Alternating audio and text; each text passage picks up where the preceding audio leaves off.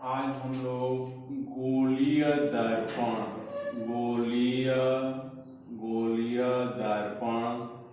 दर्पण सूत्र की स्थापना करने जा रहे हैं। ठीक है, गोलीय दर्पण के बारे में हम लोगों ने बात कर लिया है कि गोलीय दर्पण क्या होता है, अवतल और उत्तल क्या होते हैं, उसमें वो प्रतिबिंब कैसे बनाता है। तो यहाँ पर हमने एक अवतल दर्पण लिया। इस अवतल दर्पण का फोकस ये है और पोल ध्रुव और फोकस के बीच की जो दूरी है उसको फोकस दूरी बोलते हैं, उसको स्मॉल एफ से दर्शा रहे हैं। वस्तु जो है बियॉन्ड सी रखी गई है, मतलब वक्रता केंद्र के पहले रखी गई है। कितनी दूरी पर? u दूरी पर दर्पण से रखी गई है और यह दर्पण जो है इसका प्रतिबिंब C और F के बीच में कहीं बना दे रहा है, A डैश B डैश।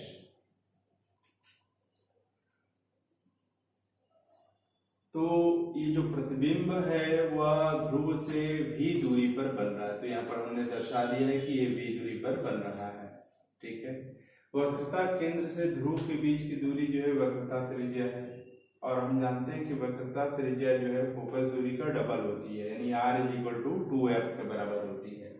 अब यहाँ पर देखिए वस्तु AB हमने लिया है और इसके द्वारा प्रतिबिंब कैसे बन रहा है। यहाँ से 3 किरणें चल रही हैं, एक समानांतर चल रही है, किसके समानांतर चल रही है? मुख्य अक्ष के समानांतर चल रही है। एक ध्रुव पर जाकर के गिर रही है और एक वक्रता केंद्र से जा रही है। तो जो वक्रता केंद्र से जा रही है टकराने के बाद अपने रास्ते पर आ जा रही है। जो मुख्य अक्ष के समानांतर जा रही थी वो टकराने के बाद फोकस से होकर के जा रही है और जो ध्रुव पर टकराई थी वो आपतन कोण बराबर परावर्तन कोण बनाते हुए ऐसे जा रही है और सब आकर के यहाँ पर कट कर रही है। ठीक है, तो यह सिरा बन रहा, यह सिरा था वस्तु का, तो यहाँ पर सिरा बन जाएगा किसका? प्रतिबिंब का बन जाएगा। उसी तरह से इसके सभी बिंदुओं का प्रतिबिंब यहाँ पर बन जाएगा। तो हम कहेंगे कि ये पूरा प्रतिबिंब बन गया। ये वस्तु है, ये उसका प्रतिबिंब पूरा बन गया।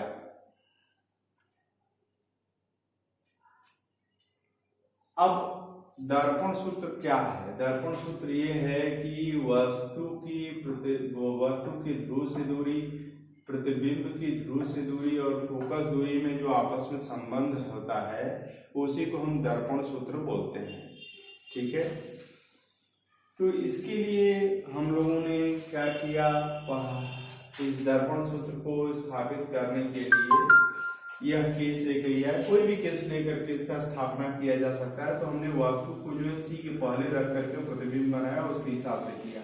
तो अब हमने एक ट्रायंगल लिया APB, यह वाला त्रिभुज ले लिया और दूसरा त्रिभुज ले लिया A dash B dash P ले लिया। देखिए यह 90 अंश है और ये 90 अंश है। यह आपतन कोण बराबर परावर्तन कोण।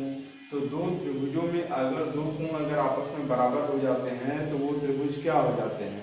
एक दूसरे के समरूप हो जाते हैं। तो ABP समरूप है, A dash B dash P के समरूप हो गया। तो अगर समरूप हो गया, ये दोनों त्रिभुज अगर समरूप हो गए तो संगत भुजाओं का अनुपात क्या हो जाएगा? समान हो जाएगा। तो A dash B dash by AB = PB dash by PB हो जाएगा। A dash B dash by AB है ना, और PB डैश बटा PB है ना, संगत भुजाओं का अनुपात। लेकिन PB डैश क्या है? PB डैश -V के बराबर है ना, प्रतिबिंब की दर्पण से दूरी। और PB क्या है? वस्तु की दर्पण से दूरी। ठीक है, तो ये -V और -U, माइनस क्यों? चिन्ह पद्धति के अनुसार आपतित किरण इधर है और ध्रुव से लेफ्ट साइड में अगर माप रहे हैं तो ये निगेटिव हो जाएगा। तो रख दिया तो ये V/U हुआ, यानी A dash B dash by AB = क्या हो गया? V/U, समीकरण संख्या 1। अब यहाँ पर देखिए त्रिभुज ABC और त्रिभुज A dash B dash C dash में देखिए यह शीर्षाभिमुख कोण है, ये दोनों शीर्षाभिमुख कोण तो बराबर हो जाएंगे और angle A dash B dash C और एंगल ABC 90 अंश के होने के कारण बराबर हो जाएंगे। ठीक है, तो उस दो कोण बराबर हो गए तो वो समरूप हो गए, त्रिभुज एबीसी समरूप हो गया, त्रिभुज ए डैश बी डैश सी के समरूप हो गया, तो उनके संगत भुजाओं का अनुपात क्या होगा, समान होगा, तो ए डैश बी डैश बटा A B is equal to C B dash by C D हो जाएगा। और सी बी डैश को हम क्या लिख सकते हैं, सी बी डैश को हम लिख सकते हैं P C minus P B dash, तो वही मैंने लिख दिया P C minus P B dash, C B dash को हमने P C minus P B dash कर दिया है। और सी बी को हम लिख सकते हैं P B minus P C, तो यह P B minus P C हो गया, ठीक है। लेकिन पी सी क्या है, माइनस आर है, वक्रता त्रिज्या माइनस क्यों, चिन्ह पद्धति के अनुसार आपतन कोण आपतित किरण इधर है तो इधर अगर नाप रहे हैं तो माइनस हो जाएगा। वी क्या है, पी बी डैश भी माइनस वी है, सब चिन्ह पद्धतियों के अनुसार रखा तो ये क्या हो, वी माइनस आर बटा आर माइनस यू हो गया, तो ए डैश बी डैश बटा A B is equal to V minus R बटा आर माइनस यू हो गया। यह समीकरण संख्या 2 हो गया।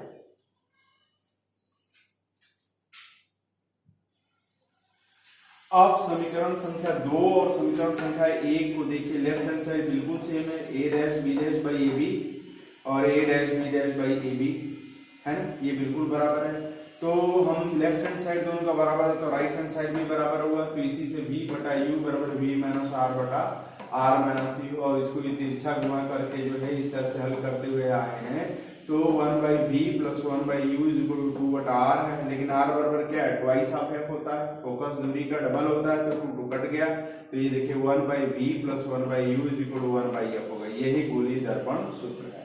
तो अगर आपसे बोर्ड में नियमन पूछा जाता है तो आप इसी विधि से कर डालिए, ठीक है। यहाँ पर एक महत्वपूर्ण बात आपको ये मिली थी, क्या, ए डैश बी डैश प्रतिबिंब की लंबाई बटा वस्तु की लंबाई। प्रतिबिंब यहाँ पर देखिए उल्टा है, तो हाइट ऑफ द इमेज अगर एच आई होगा तो माइनस हो जाएगा, और वस्तु जो है एच ए ये पॉजिटिव हो जाएगा।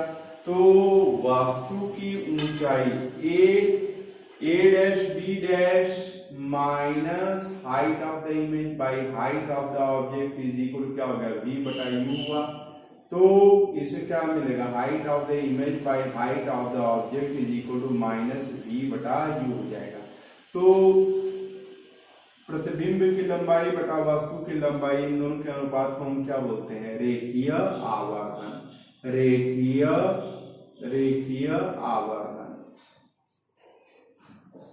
तो वस्तु का रेखीय आवर्धन m क्या हुआ, प्रतिबिंब का रेखीय आवर्धन m कितना हुआ, height of the image by height of the object is equal to minus v by u हुआ, ठीक है। रेखीय आवर्धन एक बहुत ही महत्वपूर्ण भौतिक राशि है जिसकी मदद से हम प्रतिबिंब की प्रकृति के बारे में समझ सकते हैं, और प्रतिबिंब बड़ा बना है कि छोटा बना है इसके बारे में भी आइडिया लगा लेते हैं, ठीक है। तो ये रहा गोलीय दर्पण सूत्र, इसको आप लोग पढ़िए और समझिए।